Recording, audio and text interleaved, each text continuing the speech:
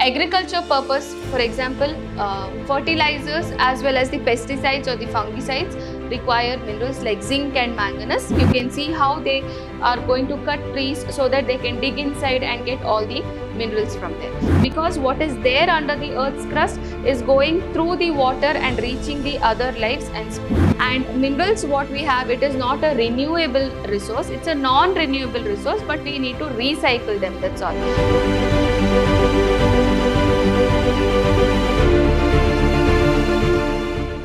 Hello my dear students, welcome back to session 7 on the chapter Natural Resources. Last class we studied about the energy resources. Today we learn about the mineral resources. What are minerals? Minerals are inorganic crystalline solids with uniform composition. For example, I can give iron is a mineral, okay, and gold is a mineral, or I can tell uranium is a mineral. So these are solids, they have uniform composition and they can be extracted by mining, okay. So what are the uses of minerals we learn first? Uses and exploitation of minerals.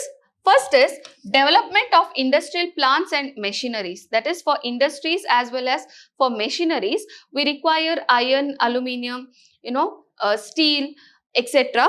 That is, we get iron, aluminium, copper in the form of minerals. Of course, steel is prepared by using different metals there. Okay, then we have construction work. Again, we require iron, aluminium, nickel there. Then we have generation of energy. We require coal and uranium, which is used in generation of energy. For example, nuclear power plants use uranium. Also, designing defense equipments like weapons, ornaments, etc. we require again minerals. Agriculture purpose, for example, fertilizers as well as the pesticides or the fungicides require minerals like zinc and manganese. Then we have jewelry, which requires gold, silver and platinum, and making alloys for various purposes. For example, I told steel. Steel is an alloy and we use these metals to get steel. Then we have communication purpose for telephone, for wire cables and for electronic devices. Again, we require these minerals. And last, for medicinal purpose in Ayurveda also contains some of these minerals. So these are the uses of minerals. Next, we are going to study about the effect of mining on the environment, okay. So the first effect of mining or the extraction of these mineral is called as mining. So what is the effect of this mining is devegetation. What is devegetation? Topsoil and vegetation gets removed. The topmost soil, which is most fertile soil, and also the vegetation, it can be trees, plants, etc. It is completely removed during mining. You can see how they are going to cut trees so that they can dig inside and get all the minerals from there, okay. Then we have deforestation leads to several ecological losses. We already have learnt about deforestation and its effects, and also landscape get badly affected. So these are the problems which is associated with devegetation. The other effects are groundwater contamination. What happens is these minerals find their way into the water and also it can get absorbed completely. See, it was there in the earth's crust. Okay, the water, when it starts raining, again when it goes seeping down into the earth, they'll take up some of the minerals. For example, sulfur is converted to sulfuric acid and it enters into the soil and acidity of the soil is increased, or there can be some of the radioactive elements which is going and contaminating the groundwater as well, okay. Next we have the surface water pollution.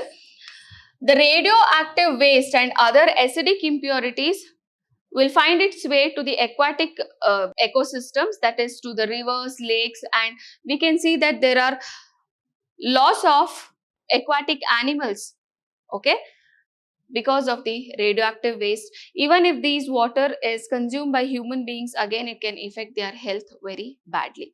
So these are some of the problems, how the surface water also gets polluted because of mining, because what is there under the earth's crust is going through the water and reaching the other lives, and it's very harmful if it is consumed.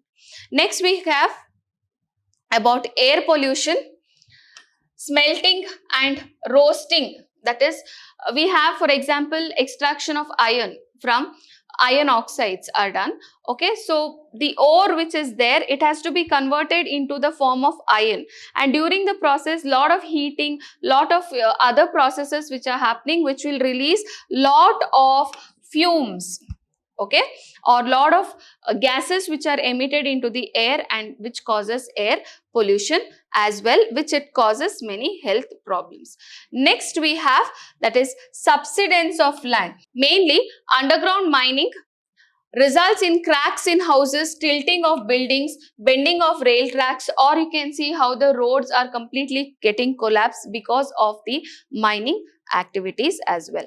So that is called as subsidence of the buildings which is there, that is it just gets collapsed. Okay, next is, what is the effect of over exploitation of the minerals? We are exploiting that, but we are over exploiting that. What exactly?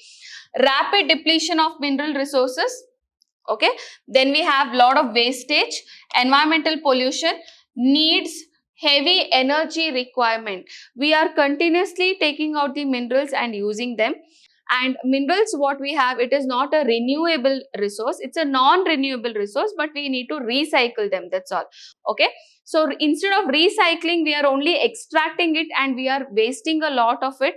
Also, during extraction, we saw what are the effects which can happen: devegetation, pollution of underground water, or air pollution, subsidence. There are so many effects which is there. And also needs heavy energy requirement. There's a lot of energy which is wasting just because we want to extract the minerals, and we are not using the existing or the extracted minerals in the proper way.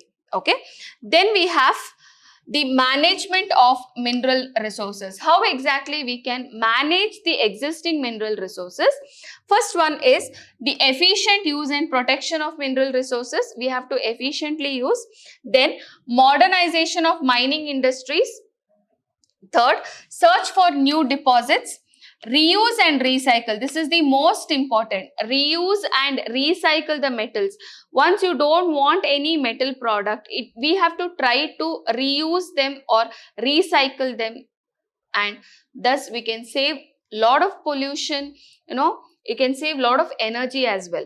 Okay, environmental impacts can be minimized by adopting eco-friendly mining technologies. So we have to find mining technologies which are eco-friendly, which will not cause pollution, which will not cause subsidence or many other methods, which is very, very helpful for us, so that mineral also can be extracted, and in the process of extraction of mineral, we are not spoiling our surrounding environment. Okay, so that's the way we can manage it. Next, the case studies which we have under mining is 200 open cast mining and quarrying in Udaipur are there.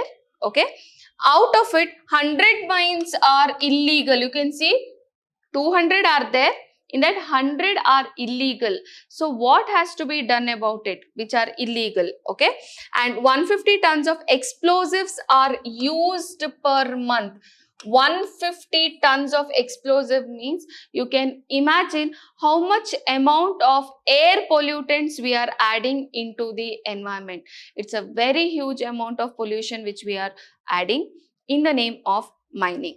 Okay, if pollutes air, soil, water, it affects the irrigation as well as the wildlife, because if we have 200 mines, you can imagine how much deforestation has been done, how much of pollution can be there, and how much it has disturbed already existing wildlife in Udaipur. Okay, so this is one of the case studies which is there. I hope you have understood about the mineral resources. Thank you, my dear children. Stay tuned for more updates.